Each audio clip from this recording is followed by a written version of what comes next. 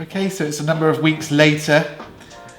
As you can see, our sweet pea seeds have germinated quite successfully. Not all of them, but we have successful germination, and they are now really going for it. Look at those.